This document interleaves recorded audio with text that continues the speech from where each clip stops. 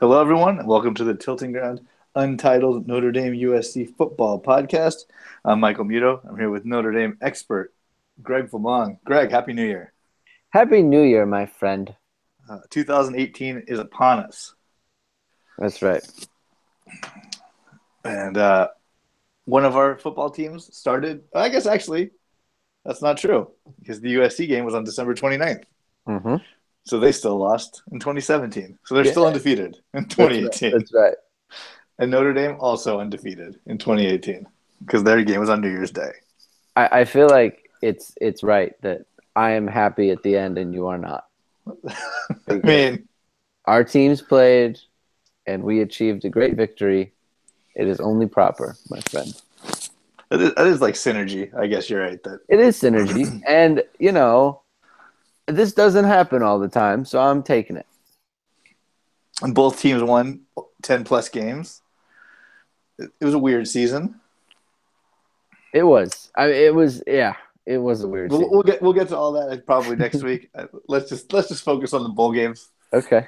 Right now. So we'll start with USC because that was the farthest away in time. It was on a chilly Friday, December 29th. And it was a Friday I'd like to forget. Well, so you were super confident last week on the pod. I was super confident last week. I was super confident in real life. Now, in like deep down, you had to have thought like there is no way Clay Helton is going to get one over on Urban Meyer. I 100% stand by what I said on the podcast. Was if this thing's at 10 points in the fourth quarter, Sam Darnold can do it. Okay. So I have no faith in Clay Helton's coaching ability. I have no faith in the special teams. I've had no faith in the DVs, but they surprised me. And I just thought that if this thing was at 10 points in the fourth quarter, I've seen the blueprint. I've seen it enough times. Sam Darnold is a special guy who does special things usually. And they could do this because JT Barrett, he's for all the accolades, he doesn't wow me all that much. So I just thought if it was close, USC has a chance. I mean, it's kind of like Captain Obvious, of course. Yeah, but I thought they could keep it close. I mean, Ohio State didn't look great against Wisconsin, so I believe they could keep it close, and they kind of did. Well, the defense was good enough. Shockingly enough. Yeah, the defense was good enough to win the game. Yeah. Once All-American Jack Jones came in the game, they really shut Ohio State down. Oh, yeah. In the second half. It wasn't Jack Jones. It was the pass rush. Yeah, pass rush. I couldn't believe how much pressure they got. I mean, he didn't have enough time. Nwosu was lighting the world on fire. He was, and it became apparent that like Ohio State's going to have problems because they couldn't really find traction running the ball like they usually do, and they knew they didn't have a lot of time, so they weren't really calling a lot of deep passes or anything like that. So watching, I thought I don't have a ton of confidence that Ohio State's about to do this on offense, and they didn't. They didn't, right? You're correct. It was pick six for a touchdown. It was let's see, how else did they score? There was the fumble that got them in a short field. Right. There was let's see, there was one other one. What am I missing here? I think it was another short field. Yeah, and that's it. That's all it took.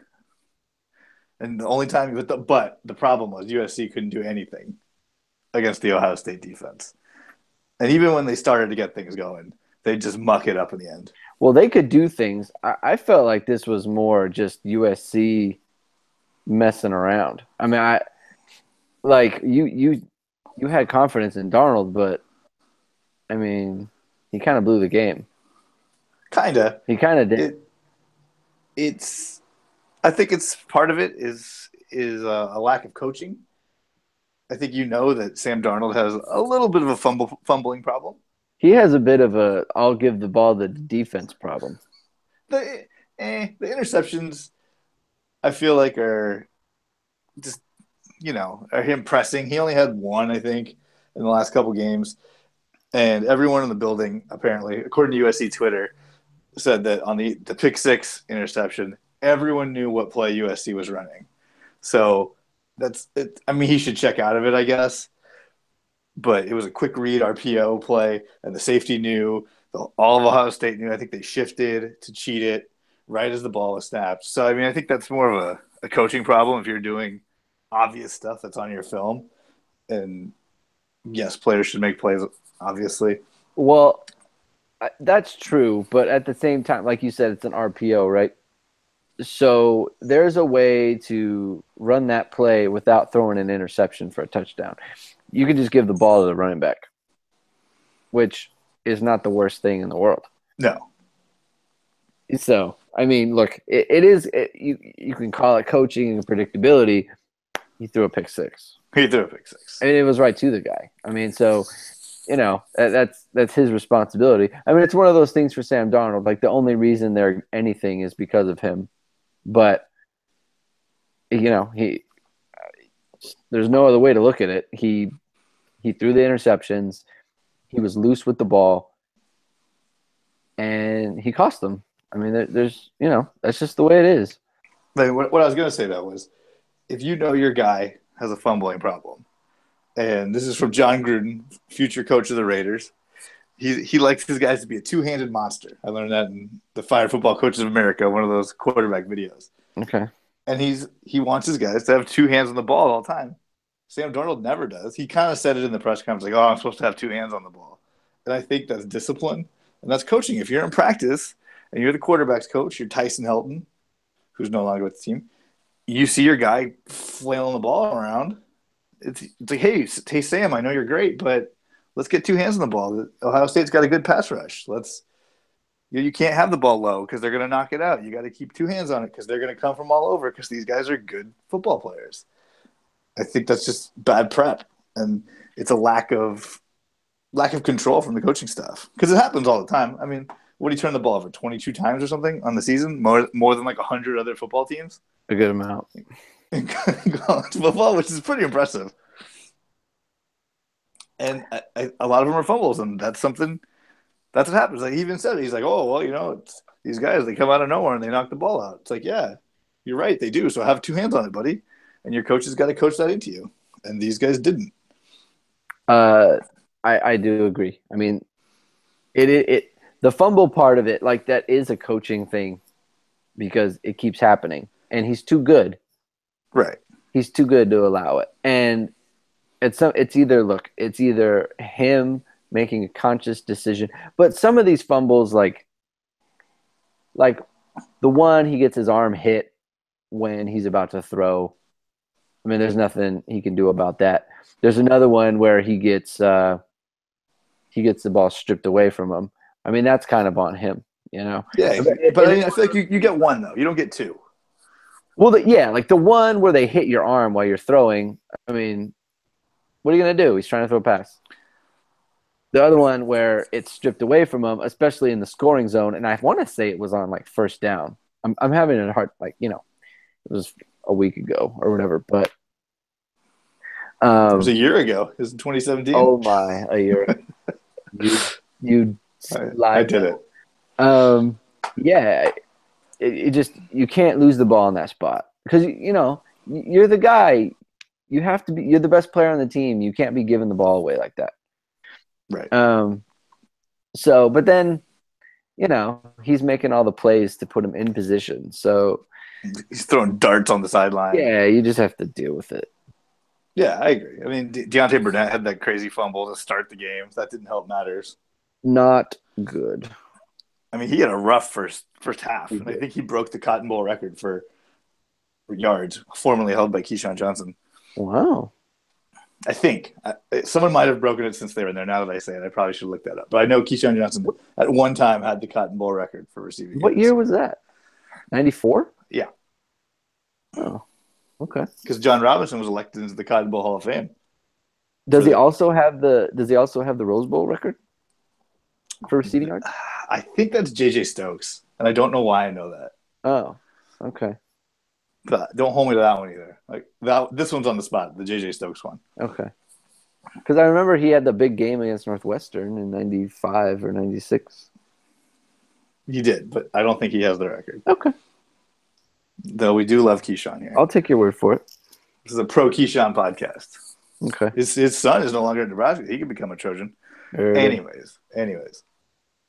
But yeah, so it was a rough game. The game itself was brutal. I mean, what did I text you? It was not fun. From the last touchdown or whatever when Ohio State scored, it was 2 hours of real time without a score. Oh yeah. Ugh. I mean, that's just bad. And it's Friday night, and you kind of expect a little more. And neither team scoring. It's just hard to watch. And then the stupid USC kicker, puts one off the upright because of course they do. Just icing on the USC special teams cake. He missed the same kick against Notre Dame. Ugh. He did. Right. And I was thinking like, oh, it's the same hash in the same yardage. And he did the same thing. It's like, and you know what, Michael? It turns out walk-on kickers that you find a guy and put him on scholarship. That's, get on the trail, T. Martin. Yeah. Agreed. Get on the trail. And then the biggest, I think, insult that had a lot of USC fans upset was the final drive for USC. They had, I believe what it was, a 6-minute drive in the fourth quarter. Just no urgency whatsoever. It was pretty great. And they were down 17, which is a hard score to come back from. I understand. But it's doable. Crazier things have happened. And they're just 6-minute drive, whatever. Fourth quarter, no urgency. Yeah, they were playing for like one score. No pace. So what I heard was during the season, so 3 people call plays for USC, which already seems like a bad idea. T. Martin calls run plays. Tyson Helton calls pass plays. And I guess Clay Helton calls plays every now and then whenever he wants to because he's the head coach. So Tyson Helton's gone. They had a new guy as quarterback's coach whose name escapes me at this moment. And he got to call the pass plays. So they still had 3 guys calling plays for the bowl game. Well, I mean, because T doesn't know any of the runs. He doesn't know any of the passes. So he can't do it. It's just crazy. He knows no pass plays. So unbelievable. Are they both in the booth? They must be. Do they sit next to each other? I doubt that. I wonder if if T he hears the pass play and he's like, oh, that's stupid. Like that's not gonna work. He just rolls his eyes. I don't know. That's not. And he gets on a separate channel and he's like, hey Clay, that's stupid. There's gonna be a pick. The coach, they know this one. He's like, no.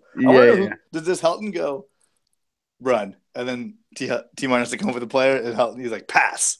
And the pass guy comes up with the play. I want to know how it works. That way. It has to be. Because how else would they figure it out? Maybe they both give one, and then Clay Helton picks, because that wouldn't be confusing. And who do they tell it to? I have no idea. I have zero idea how the play calling duties work at USC. I want to spend the rest of the podcast figuring out the machination of this. So I assume it goes down to a player. Yeah, because they have the guys on the sidelines like everybody else.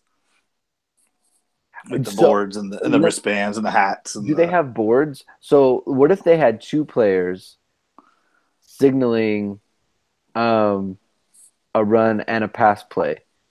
And then there's a tell. So they both – what if Sam Darnold gets to choose?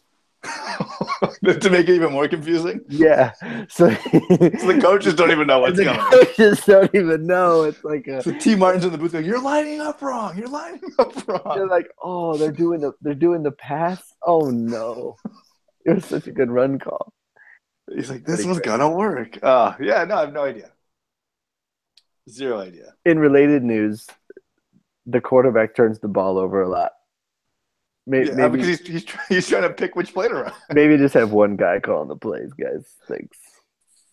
Yeah, he has different voices in his ear. Probably he has no rhythm. There's no rhythm and there's no tempo, and it just makes me mad. It's just if you want to be a good offense, I feel like you got to click and you got to fire on all cylinders and you got to know what's coming next and you got to have a feel for your game plan. And SC never had that. All season long, they never had it. And it's clear because they got three guys in charge. I'm very upset that you knew this information and A, didn't tell me, and B, you thought that operation was going to beat Urban Meyer in a freaking big game. Well, no. Going to the bowl game, no one knew how it was going to break down. Oh, okay. But yes, all season long, I did know that there were multiple people calling plays. Ugh. I thought we went over this in like game one. I didn't want to harp on it Maybe I don't. Maybe I forgot or something. because it's so ridiculous. That's ridiculous. I was too busy yelling about special teams to yell about play calling. That's Western Kentucky right there. That's what you get. That is what you get. Ugh. I mean, it's just all of it. The whole. I just don't even know who these guys are. You know, they can't block anybody. They don't run good plays consistently. It's just good players. It's good. They just trust the athletes, and that's fine if you're, some middle of the road Big Ten school who happens to get some generational player. You're like, just trust my good guy. Like you're at Indiana, and they had that good running back a couple years ago. Mm-hmm. And it's like, hey, just give him the ball, see what happens, whatever. Or you're Jordan Lynch at Northern Illinois from 8 years ago, whatever that was. Like, hey, he'll do things. It's cool. It's like you're at USC. All you have are good players. So now you need to coach them up because that's the difference between these national titles that you're supposed to be able to compete for. And they can't. I said last week I didn't know how Notre Dame ever beat USC because of the recruiting advantage the USC has. Mm-hmm. Now I know. Oh, speaking of things we said, all year I've been dogging on the Pac-12. What'd they go, 1-9? Trash. In bowl games? Trashy. Thanks for showing up, guys. Trash. It was bad. At least you say his quarterback didn't play. But other than that, what a dog conference. Washington State's quarterback didn't play either. Stanford blew it at the end. Who was the team that won? I have no idea, actually. Who won? Was it Oregon? I don't know. I honest to God don't know who won. Okay. We don't have to get into it. I mean, 9 of the 12 teams made it. Did Utah make a bowl game? Yeah, I'm sure they did. I think they won. Okay. Because I think I saw a stat that Kyle Whittingham's like 11-1 in bowl games or something. Great. He could have been USC's coach. I'm glad he's not. Nah. Stick with Clay Helton. It's cool. I'm glad the guy who loves going for it on fourth down and is good with like Utah players is not USC's coach. Yeah. I'm good. When you texted me, woof, there was a fourth down during the game. And Clay Helton, woof. I think he punted. Yep. Yeah, he punted. Ugh. He's always a wuss when it comes to that stuff. He just doesn't know what to do. Special teams were just an awful, awful mess again. Only one kick got returned past the 25, and the kid took it from like 5 yards deep in the end zone. So that was great. Mm-hmm. It's like, of course, the one time the returner does something he's not supposed to do is the time they get the most yards. Great coaching. The punter's terrible. I don't know when that happened because he used to be fine. And it was like 30-yard punts all night long. What else did they do? They missed the field goal. It's just terrible. They had that dumb pooch kickoff thing right before halftime that really could have backfired. Yes. I just don't know what they're doing, man. It wasn't as bad as Oklahoma's, but it wasn't great. It wasn't great. Though we get to Notre Dame, I do have a new theory about punting that I want to try out on you when we get there. Let's hear it. All right. So in the Notre Dame game, I noticed that they were who did they play? LSU? The LSU guy was having a little trouble punting.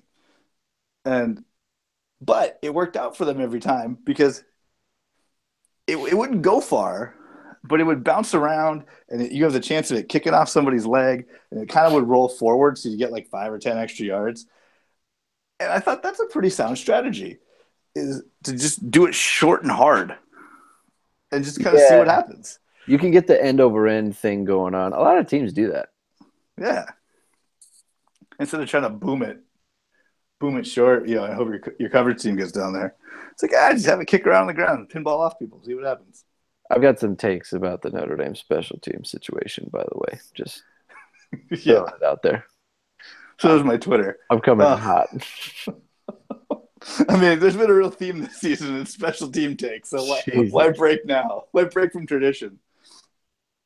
All right, what else happened in the bowl game? What else did I miss? What else am I upset about? I mean, USC couldn't score touchdowns, so that's great. They only scored because Ohio State muffed the punt, which was shocking. That was shocking, actually. Think of all the things that are going to happen. Ohio State's going to muff a punt. Yeah, they were about to get run pretty bad. Yeah.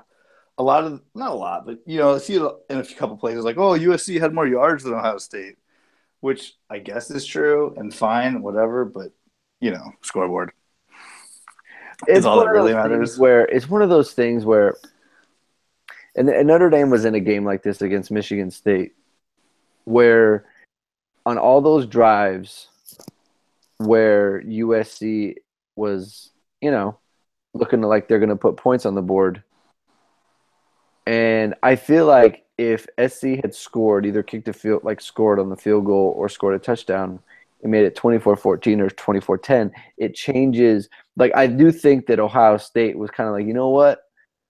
We're kind of chill to not take too many chances on offense as long as the score is what it is. Because SC's tripping over their own feet. Like, what do we care? Like, we don't even do anything. So then SC would go down, and then they would blow it. And then it's like, okay, well, it's not like they don't want to score, but, like, they're not going to take a ton of chances. So it's like the score never got – like I texted you, like they never got off 7. Right. They were on 7 the whole time. So Ohio State, they don't have a ton of urgency on offense. Yeah, what do they care? Yeah, but I feel like 24-14, oh, okay. Like we need to put the pedal down a little bit. So that's the only thing. Like with the yards, it's like fine. We'll try to go 3 plays or whatever. We'll punt to you, and then you're obviously playing desperate, and we are playing we're not playing like that at all. So just a lot more plays the USC got to run, I feel like. Which usually is an advantage, but it was not on Friday. Absolutely. I mean, if you given the stat line, if I just read you off the stat line, you would take it. You'd be like, oh, yeah, I like USC in this game. Sam Darnold became the first 4,000-yard passer at USC. In a season? Yeah. That just tells me they didn't give the ball to Ronald Jones enough. I mean, preaching to the choir. I know. Oh, I know. One more thing. I don't know how much harping we can do. All season long, USC ran a set where they had 3 wide receivers, whomever they may be, and 2 tailbacks in the backfield, and they were Cedric Ware and Valapie Maloué, or whatever his name is. And they ran it multiple times against Ohio State. It worked once. But I don't understand how you're trying to beat one of the better teams in the nation, and you don't have your best player or your second best player on the field. Fine, whatever. You don't have his better backup on the field. So you have 4 running backs, and you don't have the 2 best ones on the field, which is great. There's a pass rush coming at you that you're having trouble blocking. So you have no tight ends or H-backs or whatever blocking. It's just like this is destined to not work. And they ran it all season long. And in the garbage Pac-12, whatever, like you can get away with it. But against Ohio State, it's like, come on, you're just asking for failure. They had a tight end like pull into one of the defensive linemen one time, and it's like, this guy doesn't even know how to block.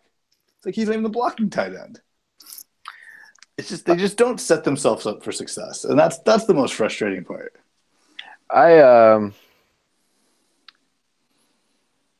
Not giving the ball more to Stephen Carr or having him more that hurt my feelings. What was it? 3 touches for -1 yards? 3 touches, yeah, either -1 or just 0. I mean, it hurt my feelings, man. Like that's like, come on, that's not cool. Like I don't understand. Like why wouldn't you? Especially when you're passing all the time. It's like he's your passing guy. He's the one that's good at catching the ball. Yeah. Yeah, like I don't know. You They have ran a play for Joe Lewis the fourth or whatever. Oh yeah. The kid's caught like one pass all year. It's like great. What a time. What a time to pull it out, guys. This is when you do this to your fifth best wide receiver. You throw a screen for him in a bowl game that you can't score. It made me so mad. Well, Clay Helton, man. Not Clay good. Helton. Not good. There was an article in Sports Illustrated because I know I'm a Scott Wolf homer, and he's always very hard on Clay Helton and USC's discipline and whatnot. But there's an article in Sports Illustrated that echoed all the same things you always hear. That he's a player's coach. He doesn't have the discipline to keep these guys in check. Guys are kind of doing whatever they want. They don't respect it. I don't know. Respect's probably not the right word, but that he's not the guy who's who can take these players to the next level for a national title. They don't look at him as authoritarian. Yeah. I don't know. Why would they? I don't know. He seems a little too. I don't know. He just seems a little too happy-go-lucky. Like I never feel like, yeah, this guy's got a little something up his sleeve. And he like it's okay if you're going to be a player's coach. That's fine. But then you better have a little something up your sleeve. You better call good sets. You better run the score up on people. I don't know. You better have some like pizzazz or be a defensive coach and you get tons of sacks and turnovers and stuff. Like you got a little something extra, or you just be salty Nick Saban, who's just dictator, and you break these guys' spirit. Like it's one or the other. You can't kind of play the middle, Clay Helton. I guess this is how I look at it with these coaches. And I just thought of this, so it's not like a theory of mine. Like, if you took, like, Chip Kelly, for example, right? Mm-hmm. I think that you could put him in any team, any school in the Pac-12, and he would do really well. And I think the same probably goes for Peterson at Washington. But I think Clay Helton could only be good at USC where the talent that he has is better than most of the teams that he plays. I agree. I don't think you could put Clay Helton at Washington State and they would be good. I don't think that would be the case. They'd lose every game. I don't know if they'd lose every game, but it's like they wouldn't be a good program. You wouldn't be like, oh yeah, and I feel like that I feel like that's a good barometer.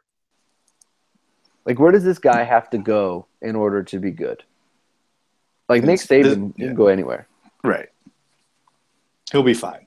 Yeah. So apparently Lane Kiffin can go anywhere too. He'll be fine.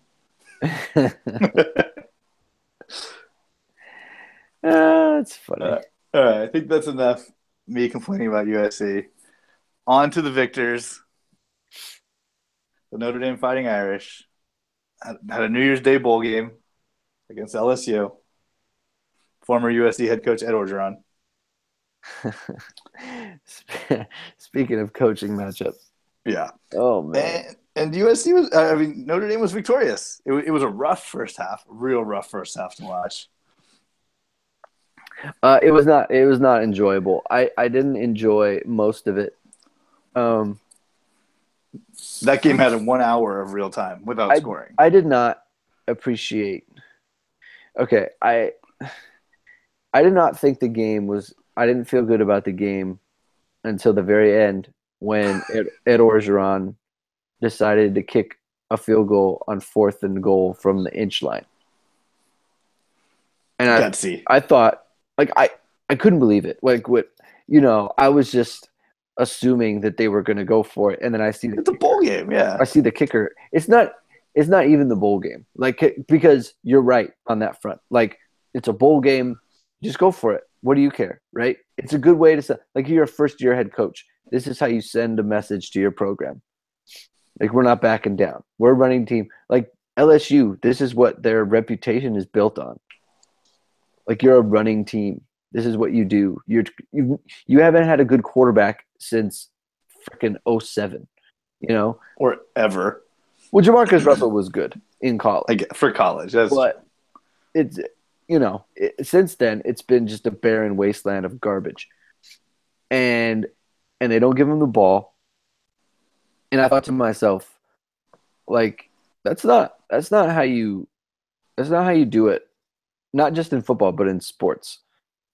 Like, if you give another team the chance to make a play on you to win the game, then they will. They will do it.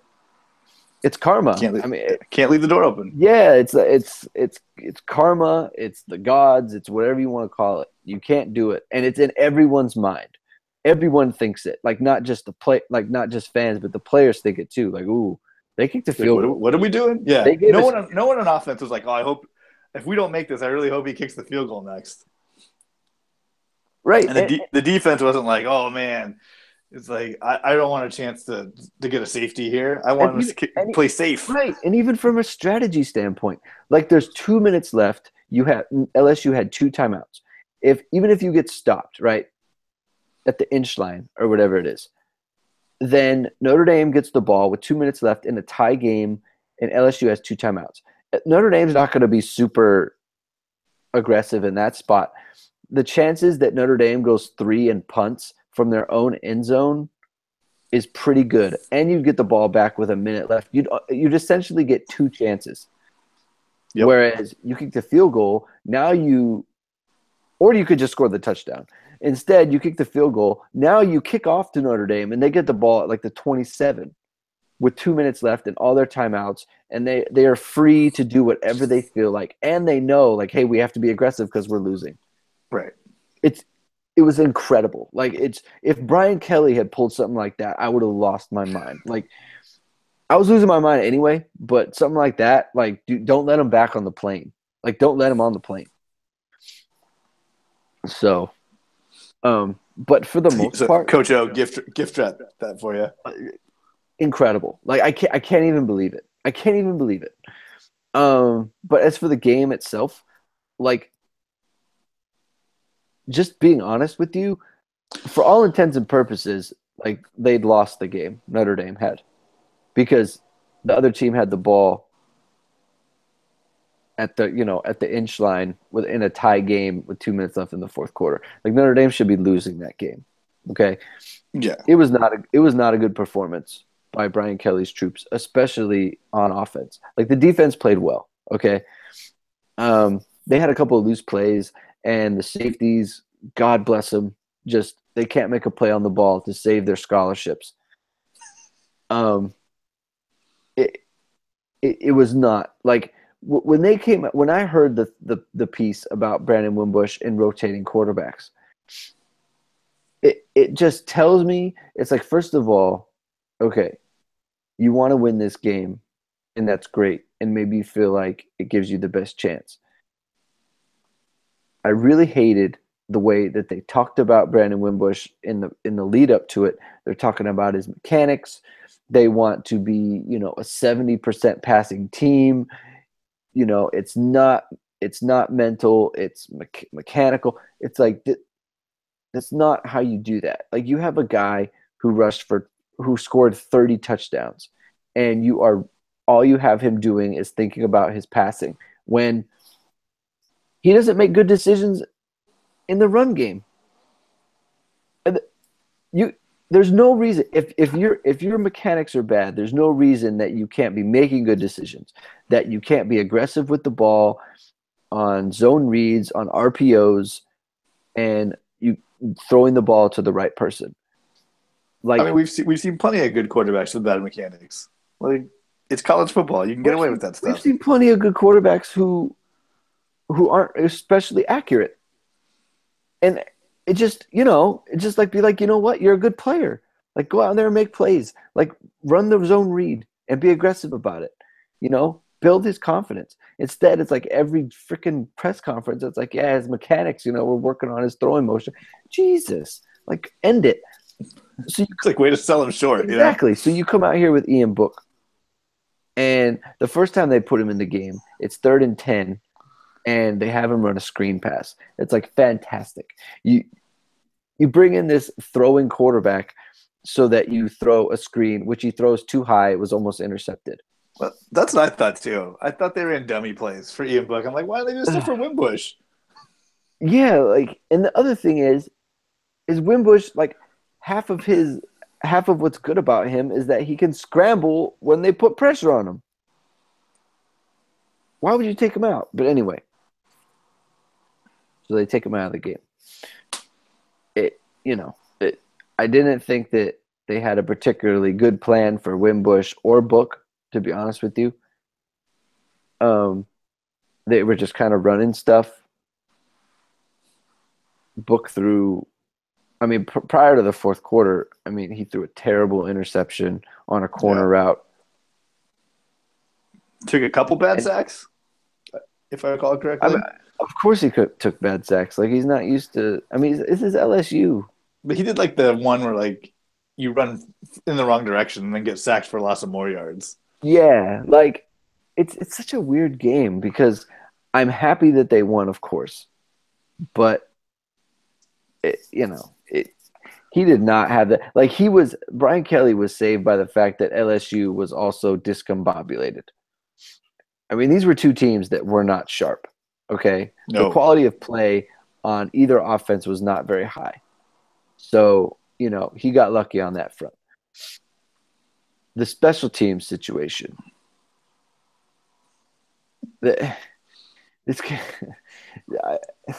I'm not a big, and we talked about it on the podcast before. If they want to not have, like, a punt return or whatever, and they just want to do fair catches and stuff, then that's their prerogative, especially in the rain or whatever. Right. They snap the ball to the punter. He drops it. It goes behind him, and he runs after it. Get all day. It took him a bit to get this ball. He gets it. He turns and looks. Oh, there's somebody here. And he kicks it down to, like, Notre Dame's 10-yard line. And I'm losing my mind because it was unreal. We can't have someone just run up there and make sure the guy catches it. Like, we're just mailing it in. Like, oh, yeah, I'm not going to rush because I'm not trying to block it. It's like, make sure he catches the ball. Can we do that? He had all the time in the world to regroup back there. We employ a special teams coordinator, and we got guys just lollygagging on the freaking whoops. Punt. Then later, they're not trying to return any of these, but they still have a guy down there blocking to get the ball hit off his leg. This is insane. It's crazy. I like that Brian Kelly chewed him out when, like, the ball landed on him. It almost wasn't fair. Well, because, Chris Fink, and he's trying to, like, move him out of the way. Which only makes it worse. I did not know what he was doing. I was like, why don't you just jump on it? Like, it's clearly too close to him. Like, you're holding him, but you're not actually moving him. Just jump on the ball. And he's the one who gets chewed out. Hits off his leg. And then the kid who has no idea where the ball is just like, you got to wake up. It's like, okay, thank you. Thanks, coach. And he should have just asked him, like, why am I out here anyway? You're not trying to return this punt. Like, I was blocking my man. Yeah, like, I was doing what I was supposed to do. I was engaged in a block. The ball landed 5 yards behind me, and then just kicked right into the back of my leg. Yeah, why am I blocking? What do you want me to do? I'm not trying to return it. Oh, they did not look good. And, look, to the players, I'm happy for them. They came back. Ian Book, he did the thing in the fourth quarter. He did. And Miles Boykin made the play of the year in the last game of the season. It's a play of the year. He gets the one-handed thing. Jukes a couple guys. Phenomenal. And look, I'll give them credit, okay? They were down a bunch of people, and LSU's a good team. And the players, they found a way to win. Tavon Coney is a monster. It's 17 tackles. Just a beast. So, I don't know what it means because all I can really think about is we are now again heading into the spring and fall with a quarterback competition. Wide open. Yeah, wide open. And I mean, Brandon Wimbush might as well transfer. that was what Tim said. Here's the thing about that is, I mean, he'd only have 1 year, and what he could do. To it's smarter for him to stay, graduate, and then transfer. So he at least gets to play for 2 years. Yeah, because he'd be on the team, and something might happen where he gets to get in the game. Whereas if you transfer, you got to sit. He has That's no true. chance to play, and he's already redshirted. So it's like, yeah, just stay on the team, and if it doesn't work out this year, then graduate and then transfer somewhere, and you don't have to sit anywhere. But it's just gotta suck, just knowing that this is probably not going to go well for you unless you really like kill it. This is tilted against you. I feel like at this Here's point. the thing that I don't really understand about him is, you watch the opening game of the season, and he was a little shaky there. He threw the ball well, but there were some throws there where it's like, that's not good.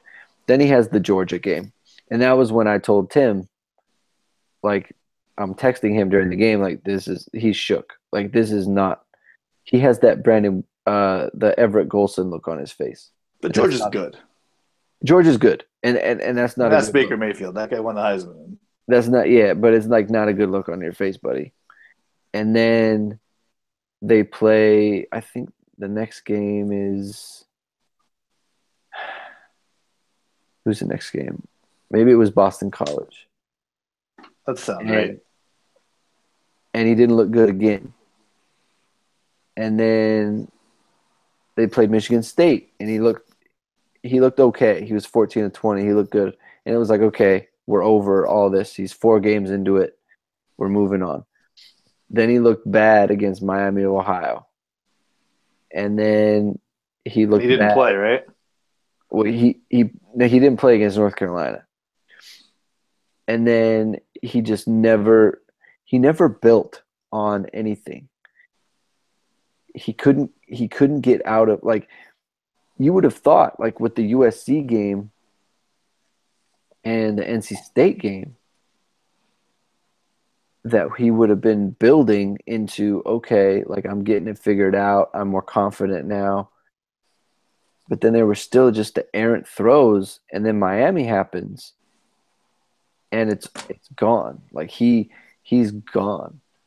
And he was never the same. Like, I don't care what anybody says. Like, he wasn't. Right. And the team wasn't. The team was not. And it became a thing where, like, suddenly every throw is in question. Like, I don't know any of these passes. And you get in the bowl game, and it's like, okay, like, we're going to take you out in obvious passing situations. Great for your confidence. Yeah, like, so, and the thing about the season, just looking back on the season, just briefly, like, they beat 4 teams. Oh, what was the record? I mean, it was like 30 something and 14, like 39 and 14 or something like that. Those are their 4 best wins. Like, that's a great resume. I mean, that's a real thing that they did. But the team that finished the year, I mean, that's like, it's barely a bowl team. And the team that was 8-1 is number 3 in the nation. I mean, if people want to go and look back at, like, how good this team was, like, go watch the Georgia game again. I mean, that team is playing for the national championship next week, and they just put 55 up on Oklahoma, and Notre Dame they gave up 20. Yeah, they could barely get to 20. I mean, it's a back and forth game. I mean, they could be the national champions from the SEC. So, the ceiling was super high, but the floor was just, it fell off. But I mean, I remember making comments early in the season about how your quarterback can't throw the ball, and that might be a problem. It's one thing if you, like, look, you can't throw the ball. Like, there's can't throw the ball, and it's like, we have the tight end in the flat with no one around. I mean, it's a 5-yard pass and he can't make it. Like, that's something different. It's like, whoa, like we can't run screens because we don't know that the quarterback can get the ball out there. I mean, it was like one of those guys in baseball who can't throw the ball from second to first base. You just forgot how. Yeah. And the kid's a junior. You know, like, yeah, he's a first-year starter, but he's been throwing footballs for a while. He's been throwing footballs for a long time. It's like, if we can't do this, it's one thing if you're making the wrong reads. It's another thing where, I mean, we got St. Brown on a crosser, and no one's in the way, and no one is near the receiver, and he just throws a duck, like completely behind him, like high, almost intercepted. It's like, if we can't complete that, then trouble. Yeah, it's like, trouble at the ranch. Yeah, like you can't be out there. Can't do it. But you kind of said it towards the end of the season this year is all mechanical stuff. But if he's a junior, wouldn't they know that he has mechanics problems? You know, that's why I think it's not mechanics. They're just trying to save their skin. Yeah, I think it's the kid's getting the yips. He's crisis of confidence. Because it's like I said, he's making poor choices in the running game too. Yeah, he just looks bad all around now. Yeah, like now he has no confidence doing anything. So, I mean, then it's funny. Like I'm having like a negative podcast, but they won. They did win, and it was great, and I was cheering, so happy. But but like the fact of the matter is, like, they didn't look good for the majority of the game, at least on offense. The defense, defense looked fine. Yeah, no complaints. Played their butts off. I mean, we got middle linebackers losing the captain C before the game. And yeah, what was that about? I don't know. They still won't say? No, I mean, it's not. They're not gonna. Internal team matter. You never hear about this stuff. It's funny because in the pros, like anything like this happens, and you know exactly why. But in college, you never find out. Mm. I mean, they're kids.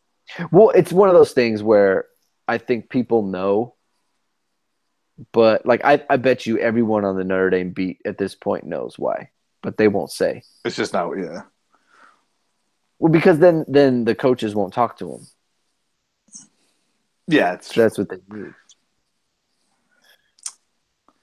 So, we didn't talk about my favorite moment from the first half. It was the tight end pass. So it was Notre Dame's backup tight end throwing the ball to their backup running back. Oh yeah, that was just a highlight. I mean, they had two other just garbage trick plays as well. Well, there was the flea flicker, and he tries to throw it deep. Wimbush did, and he's got freaking EQ. He's got EQ running free, like towards the sideline, and he just doesn't even look at him. And on the one hand, I'm like, he's got EQ wide open, and on the other hand, it's like, yeah, but he's not going to hit that pass anyway. Yeah, it doesn't even matter. Yeah, not going to hit the pass. So. That's what's funny about those trick plays. It's like I feel like it was a better opportunity with the tight end throwing it. It was a good little pass too. It was like into coverage. Well, no, but I mean it looked good. I mean, obviously it's into coverage. I was for a backup tight end. I was like, you have the tight end throwing a go route on the opposite field. Yeah, across the field. Yeah. I was like, that's not an easy throw for anybody. I don't care who it is. Glad your backup tight end doing it. Yeah. It's like lead him. Yeah, what'd you expect to have? That was a real moment for me. Yeah. 3-0 first half. Yeah. But, the second half was spirited. Yeah, second half was a lot more fun. Yeah.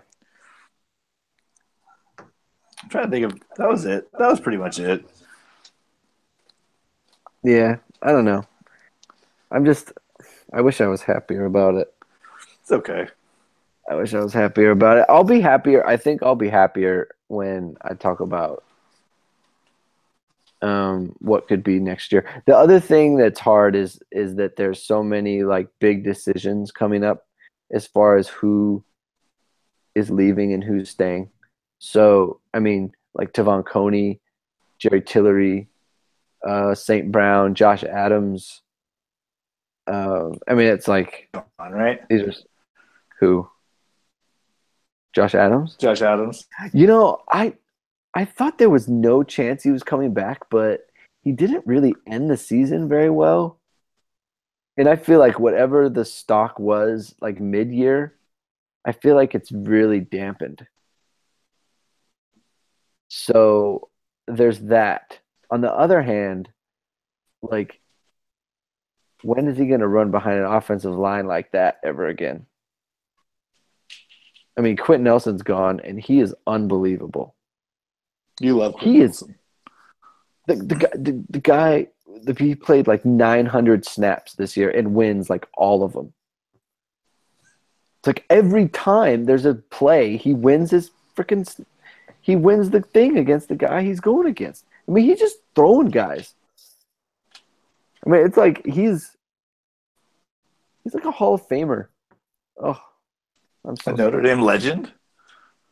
He's awesome. I can't like if you were putting together an all-time team, I don't know how you leave him off.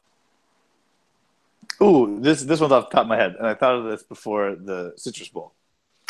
So they had the little intros, and Shaq did LSU's intro, Oh, okay.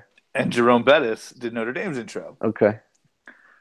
And I thought I wanted to ask, who do you think the most famous, so not the best, but just the most famous ex Notre Dame player is? Joe Montana. Joe Montana? Okay. Yeah. That's kind of what I was thinking. It's kind of hard though because he's mad at Notre Dame because his son was a walk-on quarterback Oh, that's right. at the beginning of the Kelly era. And Kelly was like Kelly gave him a scholarship. So you know how they give walk-on scholarships. Mm-hmm. But then a year later they like needed it back because so he walked on and he was given a scholarship for the season, which is usually how it works for walk-ons. It's like you get it for this year because you know we're short on players, so we have one available, so you can have it. But then the next year came and it was like, well, actually, we need it for someone who's actually good. And Montana got like super salty about it, and he's like, you know, my son is deserving. It's like, dude. Then the kid transfers to Pasadena City College, and he doesn't start for them either. Yep. It's like the guy can't start for PCC, but you think he's like deserving of a scholarship at Notre Dame. So he's mad, but he has to be the most famous. Yeah, that was the best one I could come up with as well. I mean, it's. It's kind of been. I mean, but Bettis is probably the most since then. Just because he had the best NFL career. He's on TV sometimes. He's on TV, right? And he's called the Bus. He has like a fun nickname. Yeah, he's famous. He's a Hall of Famer, right? Yeah. So. Okay. I was just curious. This is something I thought of New Year's morning. Mm-hmm. Yep. Cool Joe. Cool Joe. All right. Do we have any other Notre Dame USC news? I don't think so. Nah, man. Season's over. Season's over. We'll do a little recap, I think, next week. Yeah. Try to hold out till recruiting. That's right. Notre Dame. I mean, SC is going to get St. Brown this weekend, and I'm going to cry about it because I'm very sad. But you guys got your little quarterback guy coming in. I know, but this guy's really good. I want him bad. Oh, well. It'll be nice when it's, what's his name? Trayvon Sidney, Michael Pittman, Yeah. St. Brown, Deontay Burnett, maybe. I can't believe there's going to be a St. Brown at USC. It's such a I just wonder who's going to throw him the ball. It's such a travesty. Actually, I wonder who's going to be calling the plays that allow a quarterback to throw them the ball. That's good. Yeah, forget about JT Daniels is going to be like, wait, what? How did the plays come in? What's the rhythm here? Like, oh no, what did I do? I want to go back to high school. He's like, what? Who's that guy? What's he calling? I guess they don't even have a quarterbacks coach at the moment, or a Oh, good. passing game efficiency expert, or I forgot what. There was a fun name for it. That helps. A passing game coordinator. I don't even know. Great. All right, that's all I got too. Greg, I'm sure you'll have something on uhnd.com. I got it coming out tomorrow. Let's see. I knew it. Yep. You're nothing if not consistent. I think I said that right. Yeah. Get Greg on Twitter. He's been hot lately. That's right. Follow us, subscribe, all the good stuff. And I think we'll be back next week. So fight on. Go Irish.